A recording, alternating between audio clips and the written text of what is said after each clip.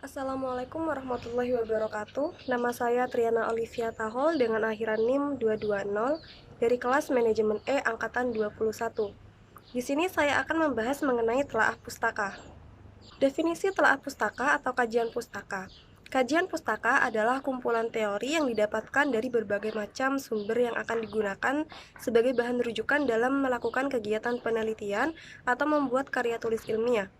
Dalam hal ini, landasan teori bisa diambil dari berbagai macam media, seperti jurnal, skripsi, artikel, berita, koran, dan masih banyak lagi. Namun, dalam penelitian, teori yang akan digunakan sebaiknya pilihlah yang ada relevansinya dengan topik permasalahan penelitian atau karya tulis ilmiah.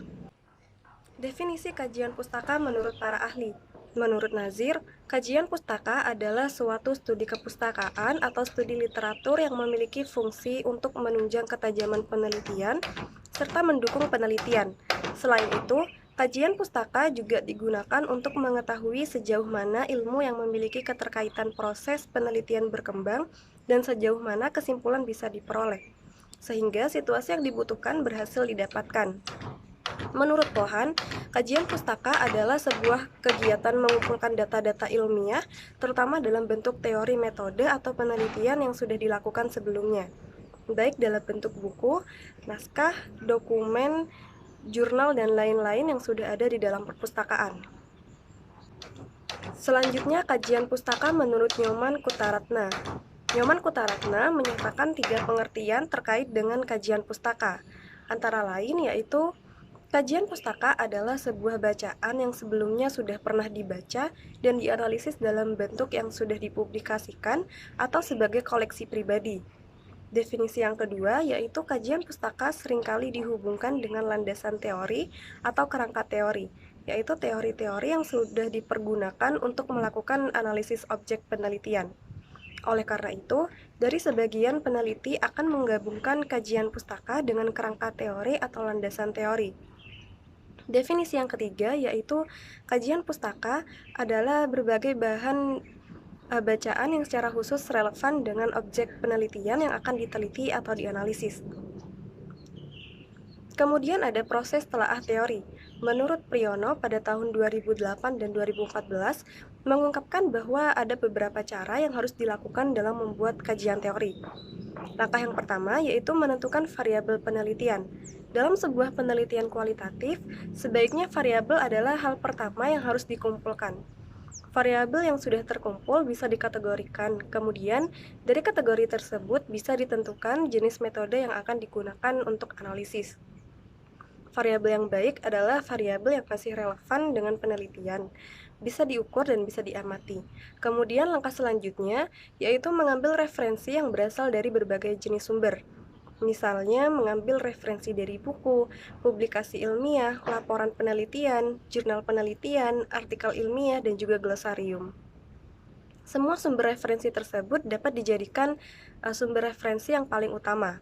Sumber referensi memiliki peran yang sangat penting dibandingkan dengan penelitian yang pernah dilakukan sebelumnya. Langkah ketiga yaitu menyortir referensi relevan. Jika referensi telah terkumpul, maka langkah selanjutnya yaitu memilih referensi mana yang akan digunakan dan benar-benar relevan dengan topik penelitian. Untuk referensi yang tidak digunakan, sebaiknya langsung disingkirkan dan disimpan semua referensi yang akan digunakan. Selain relevan, referensi yang digunakan juga harus kredibel dan bisa dipertanggungjawabkan. Langkah keempat yaitu mencari dan membandingkan variabel. Dalam sebuah penelitian, variabel adalah komponen utama yang menjadi titik perhatian. Saat membuat kajian teori, sebaiknya para peneliti membandingkan, mencari, dan menentukan kedudukan dari berbagai macam variabel yang tersedia. Langkah selanjutnya yaitu mengambil dan membandingkan variabel. Karena kedudukan variabel sangat penting di dalam sebuah penelitian, maka para peneliti harus menguji, mengambil, menentukan, dan membandingkan posisi dari variabel yang digunakan. Penempatan variabel tersebut dapat dilakukan berdasarkan kronologikal, teori, dan juga dampaknya. Langkah selanjutnya adalah membaca topik penelitian. Peneliti harus benar-benar mempunyai topik penelitian yang sesuai dengan variabel. Setelah itu, peneliti perlu memaparkan teori yang telah dikumpulkan dan harus menyortirnya sebagai landasan penelitian. Usahakan untuk menggunakan bahasa sendiri dalam melakukan tahapan ini dan disesuaikan dengan isu yang dibahas. Langkah terakhir yaitu mencantumkan sumber dari referensi yang dikutip. Peneliti wajib mencantumkan sumber referensi yang sudah digunakan atau dikutip. Hal ini bertujuan agar peneliti terhindar dari plagiarisme. Definisi telaah empiris. Empiris sendiri berasal dari kata empirisme, yaitu sebuah istilah dalam ilmu filsafat yang merujuk mengenai pengalaman sebagai sumber pengetahuan. Menurut KBBI, kajian empiris adalah sesuatu yang berdasarkan pengalaman, terutama pengalaman yang didapat melalui observasi secara langsung. Telaah empiris atau bisa disebut juga dengan kajian empiris merupakan kajian yang didapatkan dari penelitian yang telah dilakukan sebelumnya oleh peneliti lain. Dari definisi tersebut, dapat disimpulkan bahwa kajian empiris merupakan hasil penelitian berupa observasi atau percobaan terdahulu yang mengemukakan beberapa konsep yang relevan dan terkait dengan penelitian yang dilakukan. Kajian empiris dapat diterapkan di berbagai bidang atau disiplin ilmu seperti ilmu ekonomi, sosial, sains, dan kesehatan. Proses telaah empiris. Terdapat beberapa tahapan dalam membuat telaah empiris untuk sebuah penelitian, yaitu yang pertama tahapan observasi. Pada tahapan ini dilakukan pengamatan terhadap suatu fenomena dan menyelidiki penyebabnya. Kedua, tahapan induksi. Pada tahap ini, dilakukan perumusan hipotesis sebagai penjelasan umum dari fenomena yang diamati sebelumnya. Ketiga, tahapan deduksi. Tahapan ini merupakan tahapan eksperimen yang berperan untuk menguji hipotesis. Keempat, tahapan pengujian. Tahapan ini menjadi proses pengujian hipotesis melalui pengumpulan jenis data penelitian. Tahapan yang terakhir yaitu tahapan evaluasi. Tahapan ini menjadi tahapan interpretasi data dan perumusan teori terkait hasil eksperimen sebagai penjelasan dari fenomena yang diamati. Selanjutnya, perancangan kerangka berpikir. Kerangka pemikiran adalah dasar pemikiran yang memuat perpaduan antara teori dengan fakta, observasi dan kajian kepustakaan yang akan dijadikan dasar dalam kegiatan penelitian. Kerangka berpikir kemudian bisa dijelaskan atau digambarkan dalam bentuk susunan bagan yang saling terhubung atau bagan alur. Sehingga dari sumber yang berbeda, kerangka berpikir diartikan sebagai suatu diagram yang menjelaskan secara garis besar alur logika berjalannya sebuah penelitian. Pada dasarnya, kerangka berpikir adalah susunan seluruh variabel atau segala sesuatu yang nantinya membantu menjalankan penelitian dengan baik dan benar. Kerangka berpikir memuat alur seluruh permasalahan yang akan diceritakan di dalam karya tulis yang dibuat, mulai dari perkenalan, lalu penyebab konflik, kemudian proses menyelesaikan konflik, dan bagian ending atau penutup. Semua dicantumkan di dalam kerangka pemikiran. Cara membuat kerangka berpikir. Langkah-langkah cara membuat kerangka berpikir yaitu yang pertama melakukan identifikasi setiap variabel. Untuk membuat kerangka berpikir, kita perlu melakukan identifikasi setiap variabel yang sudah ada. Dalam hal ini, variabel yang dimaksud bisa ditemukan dan bisa juga dibuat. Sederhananya, seorang peneliti harus mengidentifikasi atau menemukan variabel yang akan digunakan untuk penelitian. Variabel yang sudah ditemukan atau diidentifikasi, kemudian dilakukan pengelompokan secara logis, seperti dikelompokkan berdasarkan usia, wilayah yang akan diteliti, jenis kelamin, tingkat pendidikan, dan sebagainya. Variabel yang sudah ditemukan dan sudah diteliti bisa diterapkan pada judul karya tulis ilmiah. Langkah yang kedua yaitu mencari keterkaitan antara variabel yang satu dengan yang lainnya. Setelah mengidentifikasi atau menentukan variabel, maka langkah selanjutnya dalam pembuatan kerangka pemikiran adalah mencari keterkaitan antara variabel yang satu dengan variabel lainnya. Hal ini perlu dilakukan karena umumnya penelitian yang sedang dilakukan biasanya membutuhkan beberapa variabel yang saling berkaitan satu sama lain. Oleh karena itu, dalam sebuah penelitian bisa terdiri dari 2 variabel atau lebih. dengan dicarinya keterkaitan antara variabel yang telah ditemukan, kemudian variabel-variabel tersebut digunakan untuk membantu penelitian. Selain itu, pada langkah ini juga dapat membantu peneliti memperoleh hasil penelitian yang sesuai dengan keinginan atau yang diharapkannya.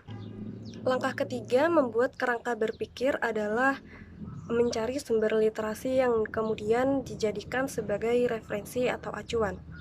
Sumber literasi ini dapat memperkuat topik pembahasan penelitian melalui hasil-hasil dari penelitian sebelumnya yang berkaitan, dan melalui teori yang digunakan dalam penelitian. Sumber literatur tidak hanya didapatkan dari buku saja, tetapi juga bisa didapat dari jurnal ilmiah, artikel online, hasil wawancara, jurnal cetak yang ada di perpustakaan, dan sebagainya.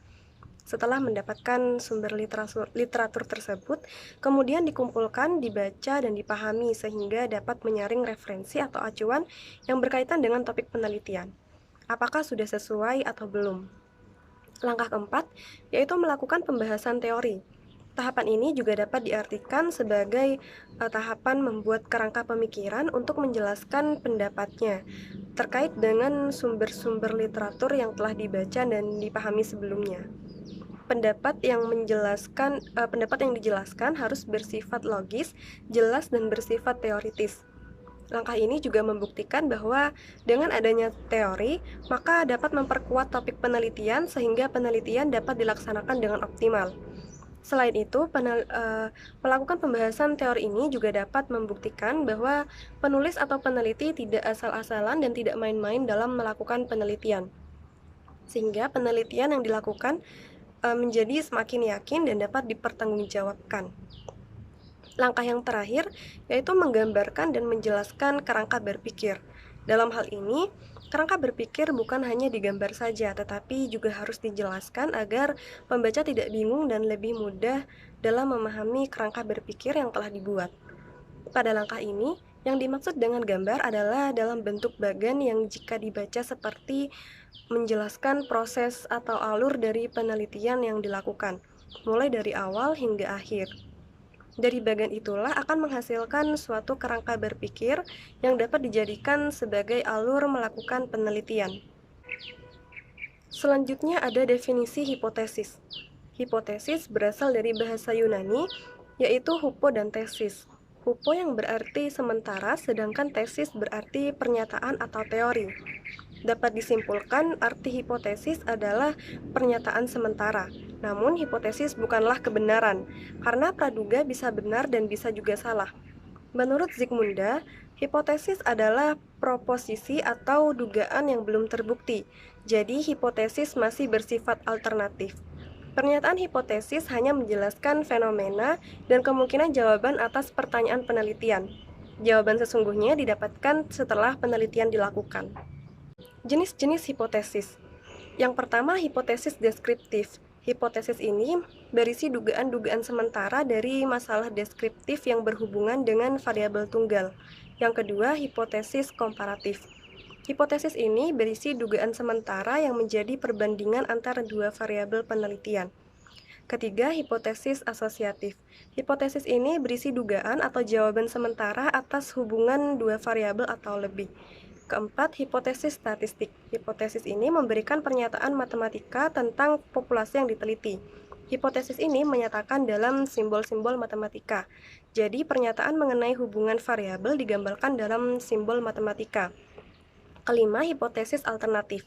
Hipotesis ini menyatakan adanya perbedaan satu variabel dengan variabel yang lainnya, atau menyatakan adanya hubungan di antara satu variabel dengan variabel lainnya, atau bisa juga menyatakan adanya pengaruh satu variabel dengan treatment terhadap variabel yang lainnya. Yang terakhir, hipotesis penelitian. Hipotesis ini juga dikenal dengan hipotesis substantif, karena hipotesis ini berisi pernyataan mengenai relasi dua variabel atau lebih. Cara menyusun hipotesis. Terdapat 4 langkah dalam menyusun hipotesis. Yang pertama, yaitu observasi topik masalah. Langkah pertama yang harus dilakukan adalah melakukan observasi topik permasalahan yang akan diangkat menjadi topik penelitian utama kita. Ada beberapa cara dalam melakukan observasi, bisa dengan studi literatur, studi lapangan, dan wawancara. Yang kedua, membuat daftar permasalahan. Setelah melakukan observasi yang cukup banyak, lengkap, dan komprehensif, selanjutnya adalah menyusun semua masalah yang muncul selama observasi. Tulislah permasalahan yang muncul dalam sebuah kertas atau aplikasi seperti Microsoft Word supaya lebih mudah dibaca dan dicetak. Setelah permasalahan ditulis secara lengkap dengan bentuk daftar, kemudian cari dan pikirkan solusi atau jawaban yang tepat dari masing-masing masalah tersebut.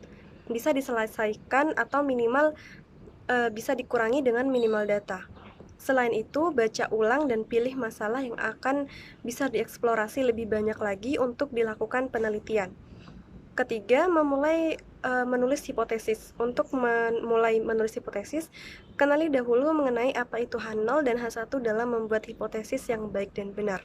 Langkah terakhir yaitu memastikan hipotesis bisa diuji. Jika hipotesis tidak bisa diuji, artinya hipotesis tersebut tidak bisa digunakan lagi dan kurang tepat untuk diteliti lebih lanjut.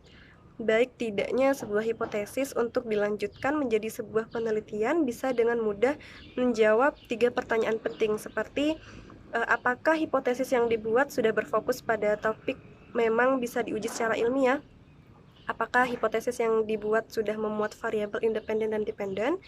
Dan apakah hipotesis yang dibuat sudah memuat prediksi akan hasil penelitian atau belum?